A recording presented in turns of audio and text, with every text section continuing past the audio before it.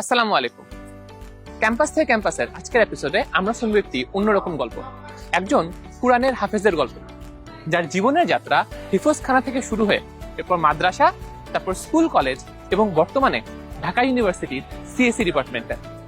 আজকে আমরা কথা বলবো রশিদুজ্জামান মাসুমের সাথে। আমি এইচএসসির পর মেডিকেলে প্রিপারেশন নিব, মেডিকেলে ভর্তি হবো, কিন্তু আমি কি এটা ওনাদের জানতে দিইনি। আমার যে ইঞ্জিনিয়ারিং করার ইচ্ছা এটা আমি ওনাদেরকে জানতে দিইনি, কারণ হচ্ছে আমার আম্মু খুবই আশা ছিল হচ্ছে আমি ডাক্তার হবো। ফেসবুক পেজে যখন দেখলাম যে উদ্দেশ্য এখন কক্সবাজার, এটা থেকে যে আমি কি খুশি হয়েছি। এটা আসলে গাড়িতে উঠে বাসায় যাচ্ছিলাম, তখন আমার এক বন্ধু আমাকে ফোন দিল, মাসুম তুই চান্স পেয়ে গেছিস, তোর পজিশন তুই এত ভালো কেমন চান্স পেলে। আমি আর তুই অনুষ্ঠান করতেছিস নাকি আমাকে? তুমি তো সম্ভবত শুনছি যে উদ্ভাসেও ক্লাস নেওয়া শুরু করছো, তোমার প্রথম ক্লাসে একটু এক্সপিরিয়েন্স। জুনিয়রদের যারা আসলে এখন এইচএসসি তে এবং অ্যাডমিশন প্রিপারেশন নিচ্ছে তাদের কাছে আমার একটা বিশেষ অনুরোধ, সেটা হচ্ছে